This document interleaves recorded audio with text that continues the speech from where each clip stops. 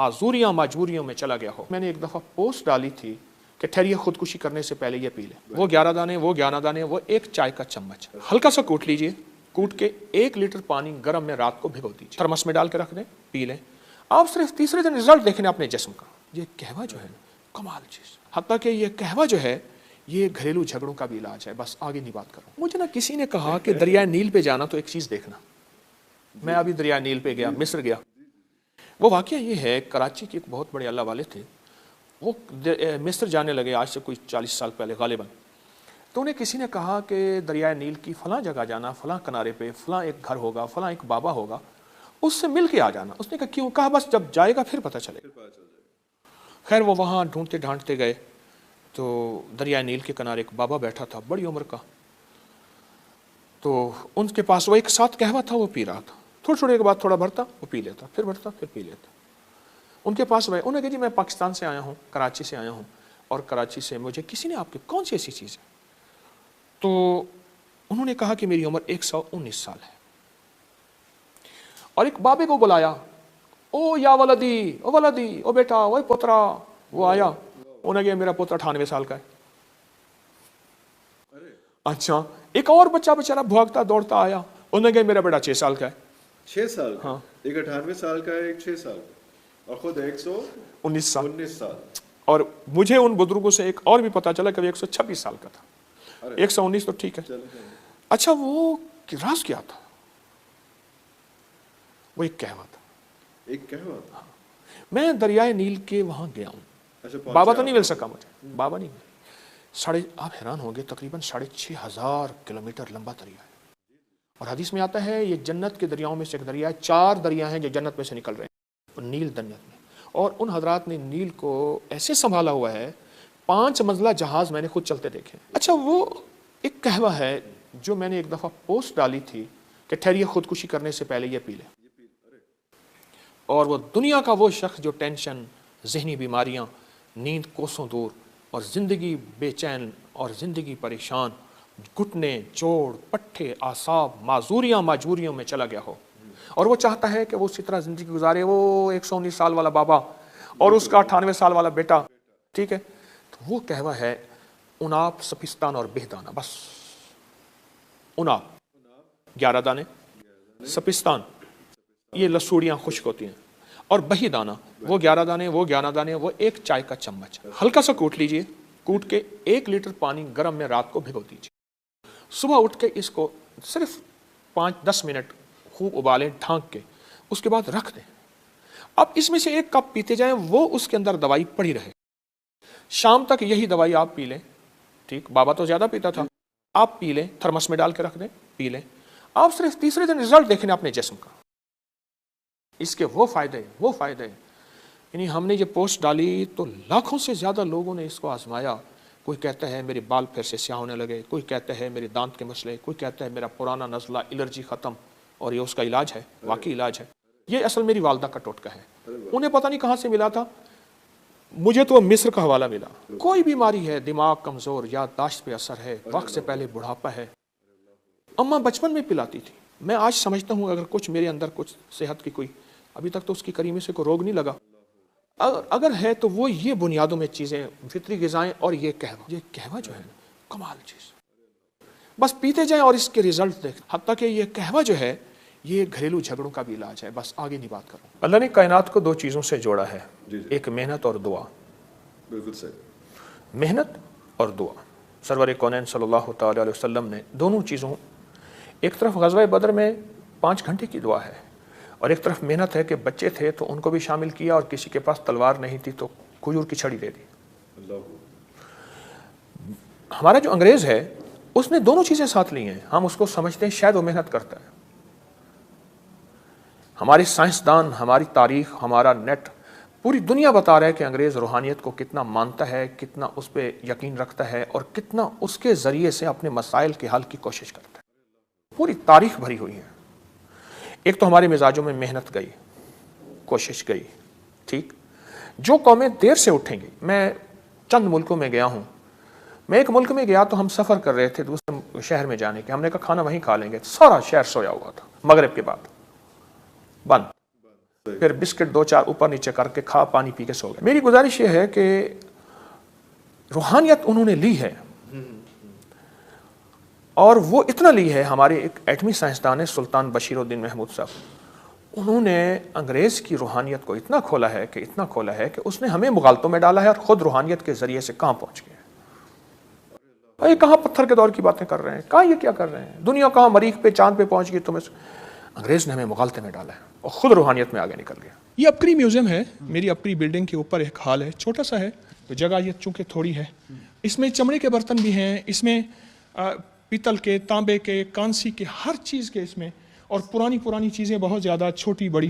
اچھا, اونٹ کی ہڈیوں کے حوالے سے سامنے ہڈیاں دیکھ رہا ہوں میں, یہ کن کی ہیں؟ خالی اونٹ کی ہڈیاں ہیں یا کوئی اور؟ صرف اونٹ کی ہڈیاں ہیں, اور اونٹ کی یہ دیکھیں نا, اونٹ کی کھوپڑیاں پڑی ہیں. اچھا, یہ کھوپڑیاں اونٹ کی پوری, یہ کھوپڑی, یہ کھوپڑی, یہ کھوپڑی, یہ 1 2 3 4 5 6 7 بہت زیادہ وہ پڑی ہیں کھوپڑیاں. اس میں کوئی حکمت بھی بیان؟ اونٹ کی جو ہڈی ہے یہ جادو کا علاج ہے, نظر بد کا علاج ہے, اور اونٹ کی ہڈی سے جادو جنات نہیں ہوتی ہے. یہ میں نہیں کہتا, یہ ہماری تاریخ کی کتابوں میں, روحانیت کی کتابوں میں یہ باقاعدہ بہت زیادہ اس کے حوالے بھی ہیں اور اس کی تاریخ بھی ہے. اچھا, کہ میں میوزیم پہ نظر گئی ہے, وہاں پہ موٹر سائیکل کھڑی ہوئی ہے, کوئی یاماہا کی ہے, تو وہ میں چاہ رہا ہوں ذرا وہ بھی ساتھ ساتھ ایک جو ہے نا مجھے پڑا یہاں پر وہ ایک کوئی ویسپا ہے کیا, میں چاہ رہا ہوں کہ ذرا اس کی کوئی جو ہے تاریخ آپ سے پوچھی جائے کہ یہ جو ہے نا پرانے چیزیں, چونکہ مجھے شوق ہے پرانی چیزیں جمع کرنے کا, تو اس کا دور ہی ختم ہو گیا. تو جن چیزوں کا دور ختم ہو جاتا ہے تو میری کوشش ہوتی ہے میں ان کو جمع کرتا رہوں. یہ کتنا سال لگا آپ کو یہ ساری چیزیں جمع کرنے میں, اور یہ اس کو بنانے کا خیال کیسے آیا؟ میں سے عرض کیا نا کہ میرا یہ پرانا شعبہ ہے, اور پرانا مجھے یہ چیز ورثے میں بھی ملی ہے, والدین کی طرف سے بھی. مٹی کے برتن بھی ماشاءاللہ دیکھنے کو مجھے نظر آ رہے ہیں, مٹی کے برتن. چرخہ جو ہے یہ جو ہے وہ مجھے نظر آ رہا ہے کہ اسے چرخہ ہی کہتے ہیں. جی ہاں, پرانا چرخہ ہے. صوفی اکرام بڑا ذکر کرتے ہیں. یہ پرانا حقہ ہے. اچھا, بہت پرانی. 9 فرشتے صرف آنکھ کی حفاظت کرتے ہیں. کہ سرمے کے بارے میں کہا جاتا تھا کہ سرمے میں لیڈ ہے, سیسا ہے, آنکھ کے لیے نقصان دہ ہے. میرے آقا فرما دیں کہ سنت آنکھ کی زندگی ہے. آخر سائنس لوٹ آئی اور کہنے لگی کہ اس پہ اینٹی لیڈ بھی ہے. نہانے کے بعد تولیے کا استعمال چھوڑ, اپنے بدن پہ ہلکا سا زیتون کا تیل لیں, سر پہ ملے, چہرے پہ ملے, گردن پہ, پورے بدن پہ, یعنی پورے بدن سے تھوڑی سی کشتی لڑ لیں. ایک اور ٹوٹکا ہے طب نبوی اور جدید سائنس کا, جو چند دن چند ہفتے استعمال کرنے سے زندگی میں 3 چیزیں میں نے اس ٹوٹکے سے جاتی دیکھی ہیں جو ابھی بتا رہا ہوں. پہلے دور میں, اب بھی بعض گاؤں دیہات میں, کانوں میں دیسی گھی ڈالا جاتا تھا. کانوں میں دیسی گھی گائے کا باقاعدہ ڈال کے پڑے رہتے تھے, اور وہ گھلتا تھا اور کان اس کو جذب کر لیتا تھا. کان میں دیسی گھی ڈالا جاتا تھا. ایک, یا کان میں سرسوں کا تیل یا زیتون کا تیل. کان, اچھا اس سے پہلے ہماری جو کان کی سائنس تھی وہ کہتی تھی کان میں کوئی ایسی چیز نہ ڈالیں آئلی, تیل نما, جو جسم کے لیے بہت نقصان دہ ہے. اب کہتے ہیں ہمارے کان کی میل جس کو وکس وغیرہ, وہ ختم ہو رہی ہے. ہماری اس وقت انوائرمنٹ, ہمارا ماحول, ہماری تابکاریاں اور یہ وغیرہ وغیرہ اب کان کے لیے ضروری ہے. جیسے اس سے پہلے ایک سنت نبوی ہے, طب نبوی کا ایک ٹوٹکا ہے کہ سرمے کے بارے میں کہا جاتا تھا کہ سرمے میں لیڈ ہے, سیسا ہے, آنکھ کے لیے نقصان دہ ہے. میرے آقا فرما دیں کہ سنت آنکھ کی زندگی ہے. سائنس کہے, آخر سائنس لوٹ آئی اور کہنے لگی کہ اس پہ اینٹی لیڈ بھی ہے. حتیٰ کہ 1945 کی 1941 سے 45 کے درمیان میں جو جنگ عظیم دوم ہوئی, اس جنگ عظیم دوم میں ہیروشیما ناگاساکی پہ جو ایٹم بم کا حملہ کیا گیا اور ہر چیز پگھل گئی, وہاں کے ایک سائنسدان نے ریسرچ کی, تحقیقات کے بعد یہ بات کہی کہ کاش کے ہمارے ہر جاپانی کے بدن کے اوپر سرما ملا ہوا ہوتا. یہ سرما ایٹم کا بھی علاج ہے, تابکاری کا بھی علاج ہے, اور ہماری ہواؤں فضاؤں میں جو اس وقت تابکاریاں پھر رہی ہیں اس کا سب سے زیادہ یہی تریاق ہے, یہی علاج ہے. کیوں؟ ہمارے جسم کا سب سے نازک ترین حصہ آنکھ کا پردہ ہے, سب سے نازک. کہیں چوٹ لگے بندہ لیکن آنکھ کا پردہ ہے. اور عجیب بات بتاؤں, کتابوں میں یہاں تک آیا ہے کہ اللہ پاک نے اس آنکھ کے اوپر 9 فرشتے لگائے ہوئے ہیں جو اس کی حفاظت کرتے ہیں. آپ نے دیکھا ہوگا لوگوں کو یہاں چوٹ ہوگی, یہاں چوٹ ہوگی, بڑی بڑی چوٹیں ہوں گی, اللہ اس کو بچا دیتے ہیں. 9 فرشتے صرف آنکھ کی حفاظت کرتے ہیں. 9 فرشتے صرف آنکھ کی حفاظت کرتے ہیں. سرما ہماری زندگی ہے. میں اس سب اپنا زیتون پہ بات کرتے کرتے سرمے پہ آیا ہوں. زیتون کی بات میری مکمل نہیں ہوئی, مکمل کرتا ہوں. सुरमा हमारी जिंदगी है और सुरमे को अपनी जिंदगी में शामिल करें। रात सोते वक्त सुरमा। अच्छा, आप सुरमा हैरान होंगे कि सुरमा लगाने के बाद आप महसूस करेंगे आपके नाक के बलगम में या लुआब में सुरमा शामिल हो जाएगा। डालते तो आंख में है, यहां से कहां से आ गया? हमारी तिब की जो साइंस है पुरानी, जिस साइंस को मेडिकल साइंस ने बुनियाद बनाया, आज भी वही बुनियाद है, उसमें सुरमों के जरिए इलाज है। कोई बंदा अगर बेहोश हो गया है, ऐसी बेहोशी कि उसको होश नहीं आना, कोमे में चला गया, तो उसको ये सुरमा, इस बूटी का सुरमा डालो, फौरन होश में आ जाएगा। जिसके दिमाग में कोई रसौली है, ट्यूमर है, उसको ये बूटी का सुरमा डालो, वो ठीक हो जाएगा।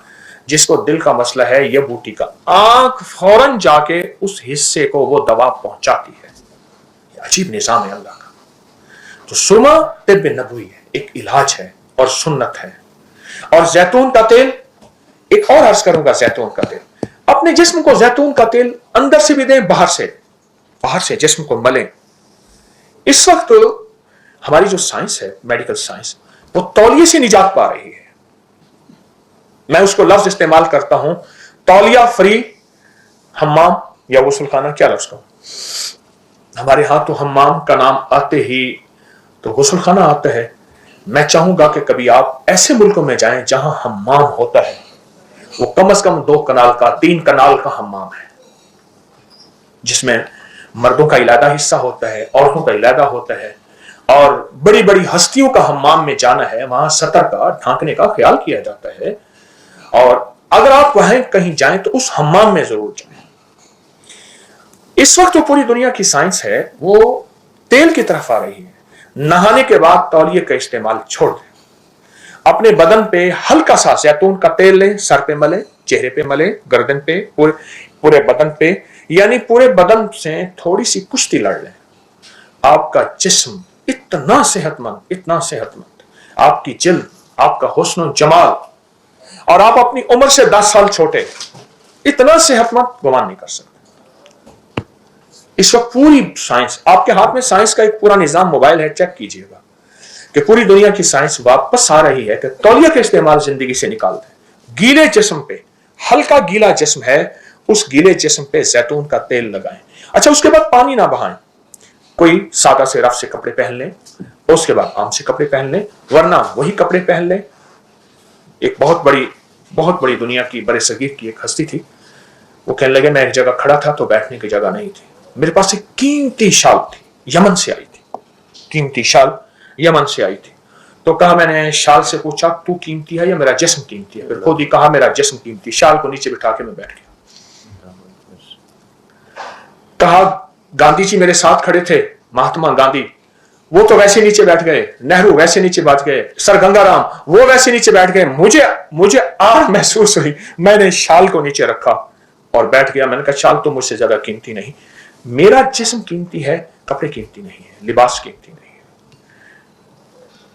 तेल को इस्तेमाल अपने जिस्म करें। एक और टोटका है तिब्ब नबवी और जदीद साइंस का, जौ। इस वक्त पूरी दुनिया में तेजी से जौ का दलिया, जौ का इस्तेमाल बहुत तेजी से बढ़ रहा है, बहुत तेजी से, हद से ज्यादा। दावा करने वाले तो कहते हैं कि यह हाई ब्लड प्रेशर की सिर्फ एक खुराक है, जो बंदा इस्तेमाल करेगा जिंदगी में फिर कभी हाई ब्लड प्रेशर नहीं होगा। और मैंने इसके दावे देखे, वरना चंद दिन, चंद हफ्ते इस्तेमाल करने से जिंदगी में 3 चीजें मैंने इस टोटके से जाती देखी हैं जो अभी बता रहा हूं। हाई ब्लड प्रेशर, आखिरी जिंदगी की टेंशन, एंजाइटी कि बंदा बस जिंदगी से आप मुआशरे से कट गया है, 2 चीजें, और तीसरी दिल के अमराज, और जितने भी पुराने हों। एक सादा सा टोटका है, सादा सा, तिब्ब नबवी का। जौ का दलिया डब्बे वाला नहीं, सादा जो बनता है, आम दुकानों पे मिलता है, वरना खुद जौ लेके उसे खुद दलवा लें, बनवा लें। जौ का दलिया पका लें, आप शुगर है मीठा ना डालें, वरना हल्का मीठा डाल दें। उसको रात को रख दें, औस में रख दें, वैसे रख दें। सुबह उस पे 1 चम्मच अलसी के बीज, इलसी भी कहते हैं, अलसी भी कहते हैं, तुख्मे कतान भी कहते हैं। ये जो रेशम है अरब में, इससे बनता था, इसको कतान इसलिए कहते हैं। तो अलसी के बीज आम मिलते हैं, बहुत ही सस्ते, उनको बारीक पीस लें, एक बड़ा चम्मच उस पे छिड़कें, नाश्ता कर लें, कोई बाद में खाना पीना है तो 2 घंटे के बाद खाएं। अब चंद दिन करके देखें तो सही। जौ का दलिया 1 प्लेट हो और उसके ऊपर अलसी के बीज छिड़क लें। आपके हर चम्मच में अलसी के बीज थोड़े थोड़े आते रहें, छिड़कें ऐसे कि पूरा छिड़क लें, एक जगह ढेरी ना लगाएं, एक जगह इकट्ठा ना करें। कहने वाले कहते हैं कि ये एक खुराक से, एक खुराक से। राजा साहब कितने से? एक खुराक से। राजा साहब की मूंछों से भी डर लगता है।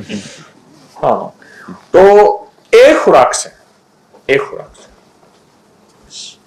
और मैंने इसको फैलाया, बहुत फैलाया, और जिन जिन लोगों ने इसको इस्तेमाल किया उन्होंने इसके नताइज, इसके तासुरात, इसकी बरकत, इसके समरात दिए मुझे कि हकीकतन ये ऐसा है कि ये बहुत ही ज्यादा मुफीद है।